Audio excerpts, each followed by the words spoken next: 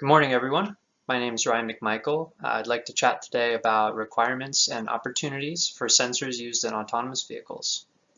A quick introduction about myself. I'm currently the Senior Manager of Sensors and Systems Engineering for Advanced Hardware at Zoox. I've been at Zoox a little over 5 years and have had a really exciting opportunity to work with suppliers and our in-house development teams on camera, LIDAR, radar, and other autonomous vehicle sensing technology.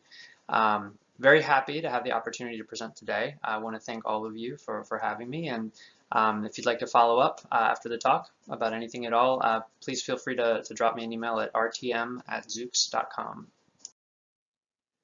I'd like to cover a couple main areas in the talk today. The first is coverage requirements, and more specifically, how we derive coverage requirements in the context of the larger sensor suite. For the second and more lengthy topic today, I'd like to give a summary of existing sensor technologies, including the current performance of those technologies and opportunities for performance improvements in the future. And finally, we'll end with a short session for Q&A.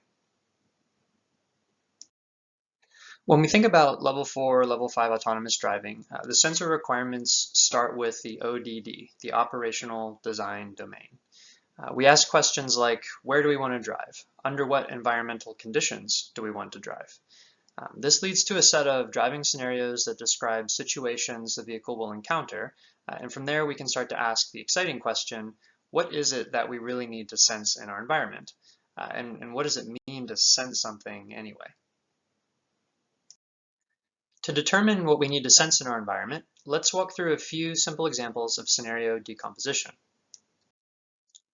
Let's say we have our autonomous vehicle labeled AV following another vehicle.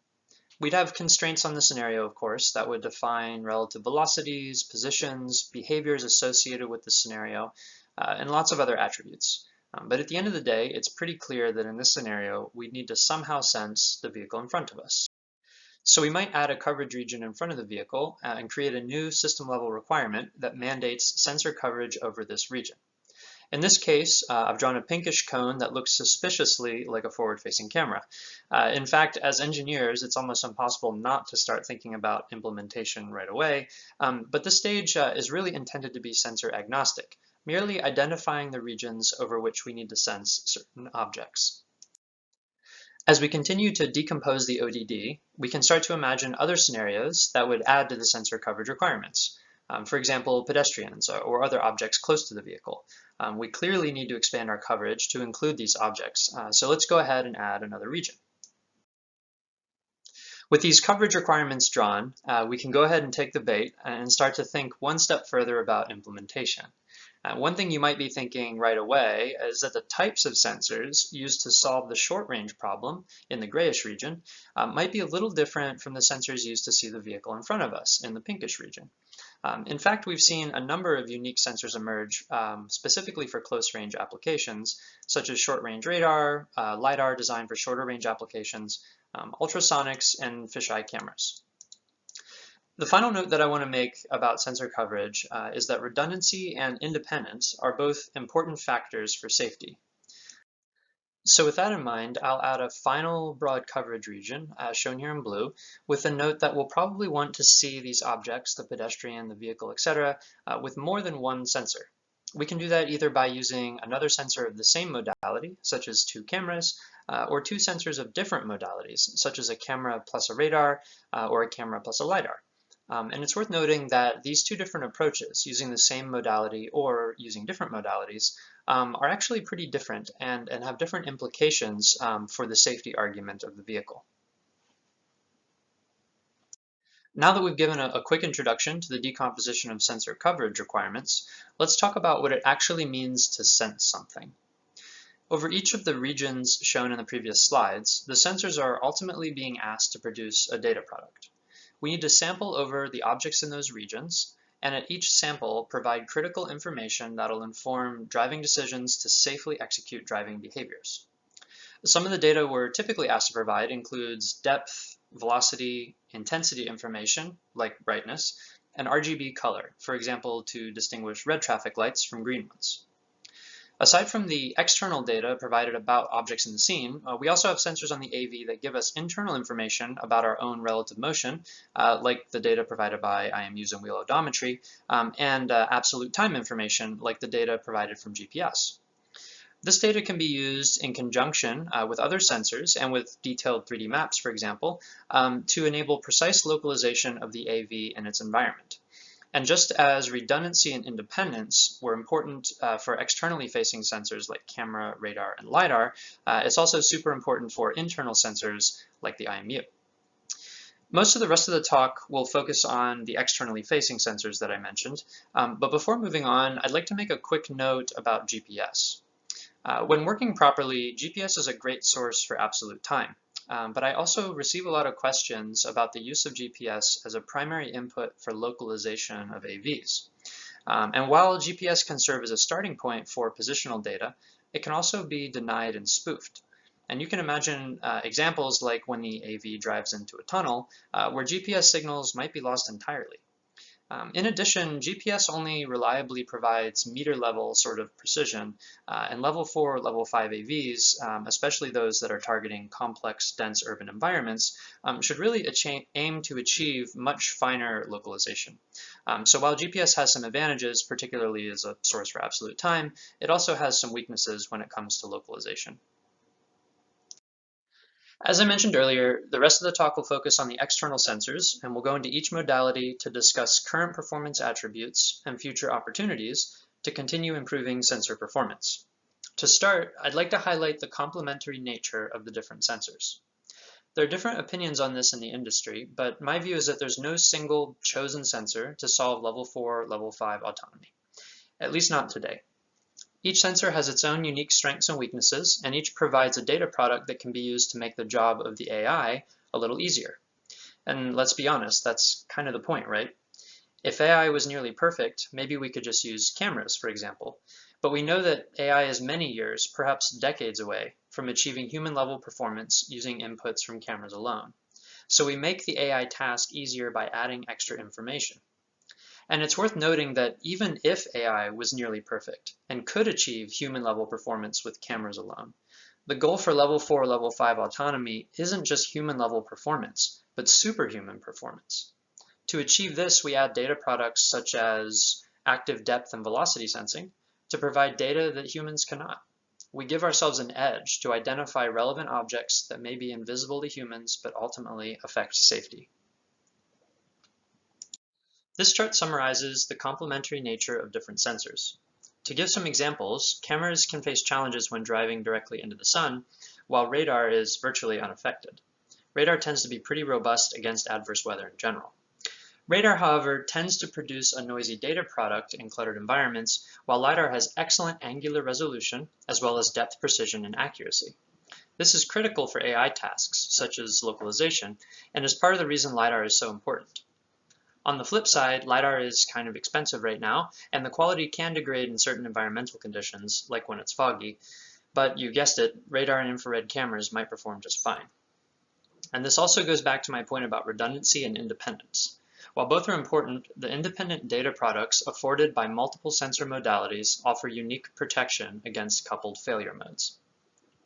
A moment ago I mentioned infrared cameras, and I want to take a minute to highlight the advantages that such a system can bring into the overall sensor suite. When I talk about infrared cameras, I'm talking specifically about long-wave infrared, also known as thermal imaging. The data product from a thermal imager resembles a visible camera in the sense that it's a 2D image with intensity values assigned to each pixel. The difference, however, is extremely important. Thermal imagers make a direct and passive measurement of the temperature of an object. In other words, the intensity is proportional to the temperature. This offers unique information to complement visible imaging, namely the ability to sense objects in nearly all solar lighting conditions, including night, regardless of the visible color of the object. In short, it senses heat, not the reflection of visible light. Here are a few examples of thermal images below. Again, the nice thing about thermal imaging is that most critical objects in the scene tend to also be hot. If it's alive and breathing, then thermal cameras will probably sense it. This independent measurement is important to bolster the safety argument for level 4, level 5 autonomous driving. As an aside, I'd like to briefly cover the theory behind the operation of thermal imagers. For those of you versed in visible cameras, you'll notice similarities in the equations. To start, we use the fundamental equation for radiometric transfer, which relates the power collected in a single pixel to the radiance of the object, the area of the pixel, and the solid angle subtended by the optical system as seen from the pixel.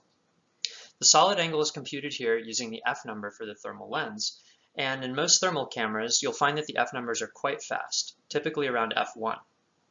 Note also that the lenses in thermal imagers use unique materials, such as germanium, to refract the light. These materials aren't found and can't be used in visible imagers, but are needed to transmit and refract longer wavelengths of light. It turns out that the human skin temperature is approximately 33 Celsius and has a relatively high emissivity estimated around 0.98. By approximating the human skin as a blackbody emitter, we can estimate the peak wavelength of human thermal emission at around 9.5 microns. Because of this, thermal imagers tend to be optimized for imaging wavelengths between 8 and 14 microns. Again, note that we are directly measuring heat emitted by the object. This is in contrast to visible imagers, which measure light reflected off an object, typically from the sun. Since the human skin temperature is approximately 33 Celsius, and we rely on temperature differences to produce contrast in thermal images, the contrast in the scene can be reduced if the ambient temperature is similar to the human skin temperature. This, however, is mitigated by the fact that automotive image sensors for thermal imaging can resolve minute temperature differences less than 0.05 degrees Celsius. With this level of discrimination, even with reduced contrast, useful images can still be produced. Okay, so we've talked about the process of determining sensor coverage requirements and how that can lead to a set of requirements for the overall sensor suite. We also covered the data products offered by different types of sensors and the importance of diversity in the data product for safe Level 4, Level 5 autonomous driving. Now I'd like to go through camera, radar, and LIDAR in more detail to discuss some key performance specifications and opportunities to improve performance in the future. I want to note that improvements in the future are geared towards making the task of the AI easier. Even with the sensors today, much can be done in the way of safe Level 4 autonomous driving, but future improvements are important to keep in mind as we continue to expand Level 4 capabilities and ultimately approach Level 5. I'll start by discussing nominal performance of each sensor individually and then talk about aspects of the system like adverse weather and assurance that affect all sensors in a somewhat equal fashion. The first sensor we'll discuss is visible cameras. Made popular by the backup camera, visible imaging has become a staple of automotive sensing. The need for finer angular resolution and wider fields of view has pushed automotive pixel resolutions as high as 8 megapixel. Not only is resolution increasing, but the pixel size has been optimized to consider low-light applications, and the pixel structure has been designed to produce high dynamic range with a minimal set of sequential exposures. This provides an excellent baseline for Level 4 autonomy, but as we look ahead to broader ODDs, we'll likely see a trend for even higher resolutions, perhaps targeting 12 or more megapixels. Visible cameras are unique from other sensors in the way they provide chromatic separation. This has some obvious use cases, like discerning the color of traffic lights. Several different color filter arrays have been implemented, ranging from the commonplace RGB to the more unique RCCB, which combines red, blue, and clear color filters. My view is that the next improvement isn't about the actual color filter array, but rather the way we process it. In particular, providing high pixel throughput while also offering algorithms that can be tuned for RGB, RCCB, RGB plus IR, and other color filter arrays that we've seen on the market. Perhaps the most important is the tuning interface exposed to the customer. Providing more control to the end user will enable more flexibility to create a data product tuned for the Level 4, Level 5 application. I also mentioned dynamic range, and this is one of the most interesting specs in automotive cameras. After all, we need to see very dark objects in the shadows of the night, and in the same frame, we might need to discern bright objects like headlights or traffic lights. Image sensor suppliers recognize this requirement very early and have made impressive advancements to capture over 130 dB in a single frame. In fact, at this point, the limitation isn't the performance of the pixel. When very bright objects enter the scene, stray light bleeds into the darkest regions of the image. This is shown in the image below. This effectively increases the noise floor that represents the darkest thing, so to speak, in the image. I have the simple equation for dynamic range on the slide, 20 multiplied by log 10, the ratio of the brightest thing to the darkest thing. So as that darkest thing increases, the dynamic range effectively measured in the scene decreases. The stray light that increases the noise floor is introduced by scattered light from the glass, the lens housing, the image sensor package, and other features in the system. There are definitely opportunities to improve this stray light by focusing on the performance of the AR and blackening coatings, as well as the overall simulation capability to model and predict this phenomenon. Now we'll move on to LIDAR. LIDAR is a tremendously interesting space right now, both from a financial markets perspective and a technology perspective. SPACs aside, the LIDAR space is currently filled with a ton of competing technology. When you break it down, it's fascinating to see the different ways LIDAR can be solved for autonomous driving. I've chosen to break the problem into 4 primary building blocks: the wavelength of light, the scanning technique, the transmitter, and the receiver. In each category, there are several ways to approach the problem, and you can mix and match these building blocks in almost any way to come up with an approach to automotive LIDAR. In fact, the large number of LIDAR companies that we see today is partly due to the different approaches that are being taken to solve the problem. In the end, as in most emerging fields, it's probably true that only a handful of these combinations will win out. Without pointing to any particular combination, I'd just like to highlight some attributes that are likely to matter most in the future. First is improved reliability and reduced cost to support autonomy at scale. The second is direct velocity measurements, and this goes back to our discussion about redundancy and independence of the sensor suite. So direct velocity provides an excellent complement to velocity from radar, for example. And then the last two, sort of icing on the cake, would be finer angular resolution and increased sensitivity to see dark objects further away. The last sensor I'll cover individually is radar. And as we noted earlier, radar stands out by providing direct velocity measurements and by performing well in adverse weather conditions like rain or fog. That said, radar has a few performance weaknesses relative to the other sensors.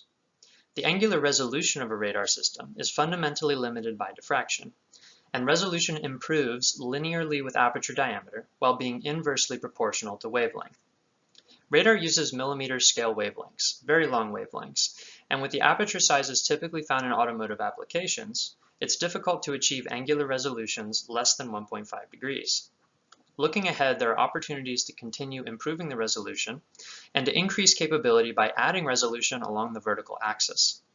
Resolution in the vertical axis is particularly important to disambiguate elevated objects, like overpasses on the highway, from cars driving underneath. As a final note, signal processing can also be a challenge in complex radar systems, so achieving this resolution while also increasing the update rate of the sensor is another important improvement that would support Level 4, Level 5 autonomy. Now that we've covered opportunities for individual sensors, I'll cover a few broad opportunities that apply to all sensors. The first is raw data. The performance of the AI is closely tied to the quality of the input data, and sensors produce a lot of data.